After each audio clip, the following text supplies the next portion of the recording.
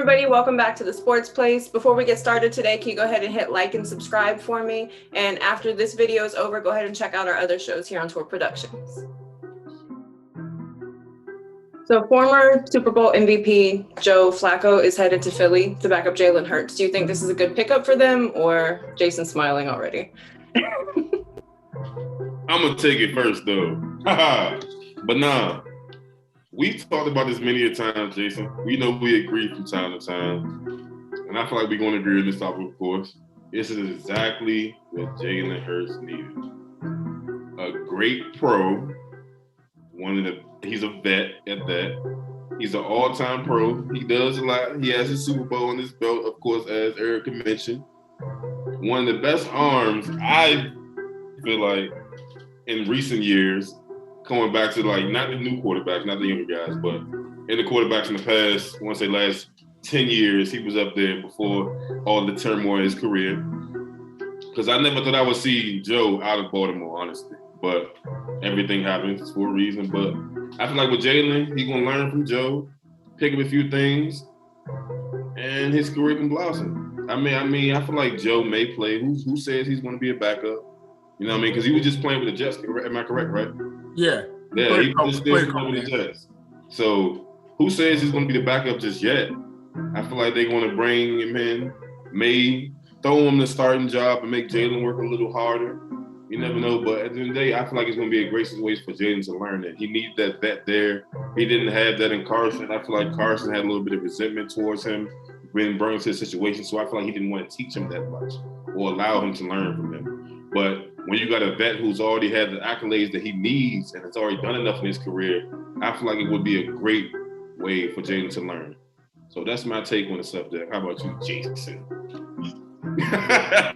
Okay, so we don't agree. And here's the thing. And you know, I watched Joe Flacco many years in Baltimore. I do think he is a capable quarterback. He gets hot in the playoffs. We've seen that. His regular season numbers are never that great. But that 1 year in the playoffs, I've never seen a quarterback go on a tear like that. I mean, you know, and somebody that I hope we can have on the show. I hope we can have Torrey Smith on the show at some point. And I think, you know, that was an incredible run. You know, Anquan Bolden and all the receivers that they had on that team. Jacoby Myers, I think, was on that team. Not Jacoby Myers, Jacoby Jones. You know, and you know, Ray Rice, they really looked good, and Joe Flacco was the kind of like the quiet leader on that offense. We know that Ray Lewis was the leader for the team, but he was like the leader for the offense quietly. I don't think that this is a good pickup for Philadelphia. I think Philadelphia should have waited a little while, let things shake out. First of all, I think Philadelphia, if they were looking for a backup that could go in and start immediately if Jalen Hurts doesn't pan out or struggles or anything like that, because while Philadelphia is investing in Jalen Hurts and thinking that Jalen Hurts is QB1, I think that Jalen Hurts hasn't necessarily proven a whole lot yet. We don't know what we're getting in Jalen Hurts just yet. You know, 6 touchdowns, 4 interceptions. That doesn't necessarily tell me a whole lot just yet. Doesn't tell me he's bad. Doesn't tell me he's good. I think they should have gone after someone like a Tyrod Taylor. You know, Tyrod could come in, plays the same style as Jalen. He's somebody who can run with the football. You're not going to get any mobility out of Joe Flacco. So if Jalen goes down, you have to change the entire offensive scheme to fit Joe Flacco. If you had a Cam Newton, if you had a Tyrod Taylor, if you had a Teddy Bridgewater, those guys, you know, can come in immediately and play like Jalen until Jalen gets back in the lineup. And that's what you want. Or even I don't want to cut you off. Well, hold on. Let me finish this one last point. Even if you took somebody who the Beltway area knows pretty well, even if you took an RG3 to back up Jalen Hurts, you have someone with a similar skill set that is plug and play. Now, I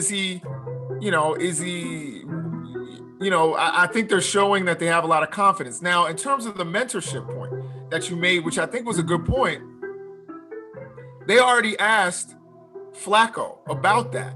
And Flacco said he's there to compete. He is not there to mentor.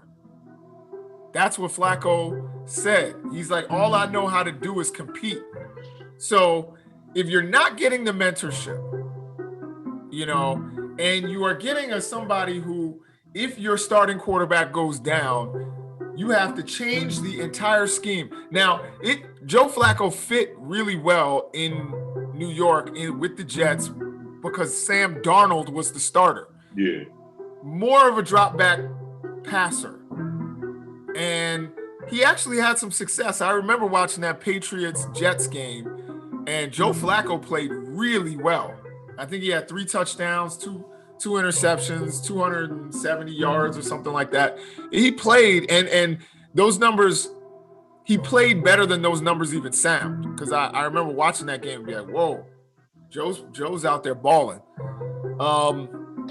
But I think if he's not going to mentor, if he's not taking his role like I'm the elder statesman, I'm not necessarily looking to challenge this young guy.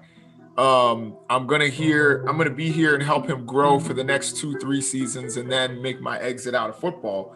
He's not gonna be a Charlie Batch or some of these other, guys who were backups and who took on that role. That's not what he wants. He wants to go in there. He still wants to be a starter in the NFL. He's like, I'm a former MVP of this league, or, Super Bowl MVP. And I think that this is why I think they didn't bring in like Cam Newton early on, because Cam Newton wants to compete. I feel you. Like I said, when you name Tyrod, who else? Bridgewater, yeah. You name those guys can start in the league for another 5+ years. So I feel like that wouldn't be a good job. Well, not even a good job, but smart idea to bring in that, to have Jalen sitting for another 3 to 5 seasons. You know what I mean?